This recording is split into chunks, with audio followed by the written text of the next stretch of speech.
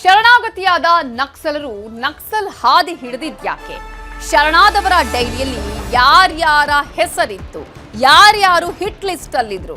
News 18ಗೆ ಮುಂಡಗಾರು Lata ಸಹೋದರನ exclusive ಹೇಳಿಕೆ. ಸಹೋದರನ ಹತ್ಯೆಗೆ ಸ್ಕೆಚ್ ಹಾಕಿದಂತೆ ಮುಂಡಗಾರು ಲತಾ.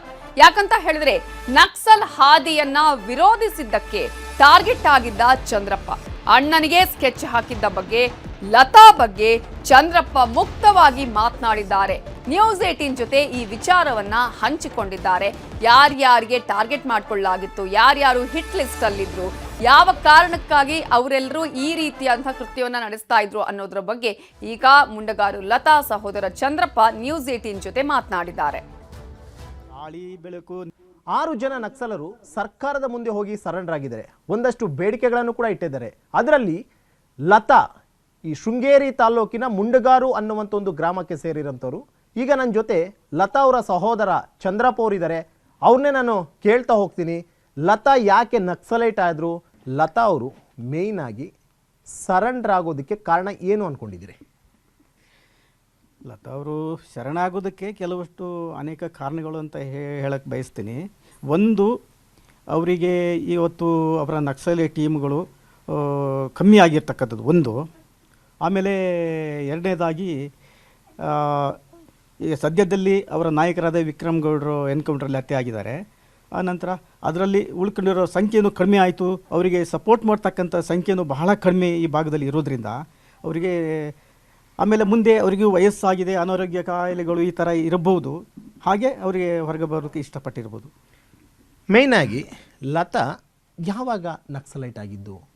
ನಕ್ಸಲೈಟ್ ಆಗುವಂಥ ಸಂದರ್ಭದಲ್ಲಿ ನಿಮ್ಗೆ ಇಂಟಿಮೇಷನ್ ಇತ್ತಾ ಅಂತ? ಹೀಗಾಗುತ್ತಂತ ನಮಗೆ ಯಾವುದೇ ವಿಚಾರ ಗೊತ್ತಿರಲಿಲ್ಲ. ಸುಮಾರು ಒಂದು 98-2000 ಆ ಟೈಮಲ್ಲಿ ಕರ್ನಾಟಕ ವಿಮೋಚನಾ ರಂಗ ಅಂತ ನಮ್ಮ ಕುದುರೆಮುಖ ರಾಷ್ಟ್ರೀಯ ಉದ್ಯಾನ ವಿರೋಧಿ ಹೋರಾಟದಲ್ಲಿ ಅವರು ಭಾಗಿಯಾಗ್ತಾಯಿದ್ರು. ಇದ್ದವಾಗ ಅವರು ತಂಡವಾಗಿ, ಈಗ ನಾವು ಇಲ್ಲಿ ಈ ಮಲೆನಾಡಿನ ಗಾಳಿ ಬೆಳಕು, ನೀರಿನ ಸದ್ದು, ಇಂಥ ಹಕ್ಕಿ ಪಕ್ಷಿಗಳ ಸದ್ದು, ಪ್ರಾಣಿಗಳ ಕೂಗು ಇದಿಷ್ಟೇ ಕೇಳ್ಕೊಂಡು ಬದುಕಿಲಿ ಆನಂದಿಸಿದವ್ರು ನಾವು. ಅಂಥ ಟೈಮ್ನಲ್ಲಿ ನಮಗೆ ಇಲ್ಲಿ ಕೇಳಿಸಿರೋ ಸದ್ದು ಒಂದು ಹಾಡಿಂದು ತಮಟೆ ಸದ್ದು. ಆ ಸಂಜೆ ಟೈಮಲ್ಲಿ ಒಂದು ಗದ್ದೆ ಬೆನ್ನಲ್ಲಿ ತಮಟೆ ಹೊಡೆದು ಹಾಡು ಹೇಳಿದಾಗ ನಮ್ಗೆ ಇನ್ನಿಲ್ಲದ ಆಕರ್ಷಣೆ ಆಗ್ತಿತ್ತು. ನಾವು ಯಾರು ಬರ್ತಿದ್ರು ಅಲ್ಲಿ ಒಂದು ತಮಟೆ ಸದ್ದು?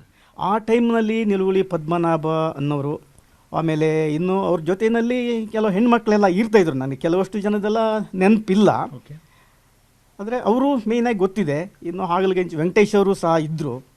ಆನಂತರ ಇನ್ನು ಆವಾಗ ಅವರು ಬಂದು ಹಾಡು ಹೇಳೋರು. ನಮಗೆ ಈ ವಾತಾವರಣದಲ್ಲಿ ಬದುಕಿದವರಿಗೆ ಆ ಹಾಡು ಕೇಳೋದು ತಮಟೆ ಅಂತ ಹೇಳಿದ್ರೆ ಎಲ್ಲ ಕಿದ್ದಿದ್ದು ಸಂಜೆ ಹೋಗಿ ಅಲ್ಲಿ ಸುತ್ತರಿತಾಯಿದ್ದು. ಹೀಗೆ 4-6 ಸರಿ ತಮಟೆ ಹೊಡಿತಿದ್ರು, ಬಂದು ಎಲ್ಲರೂ ಸೇರ್ತಾಯಿದ್ದು, ಮನೋರಂಜನೆ ಅನ್ಬೇಕು ಮನೆಗೆ ಬರ್ತಾಯಿದ್ದು. ಮತ್ತು ಹೀಗೆ ಮಾಡ್ತಾ ತಮಟೆ ಸದ್ದು ನಂತರ ಹಾಡು ಮುಗಿಸಿದ ನಂತರ ಒಂದು ಭಾಷಣಕ್ಕೆಲ್ಲ ಶುರು ಮಾಡ್ತಾಯಿದ್ರು.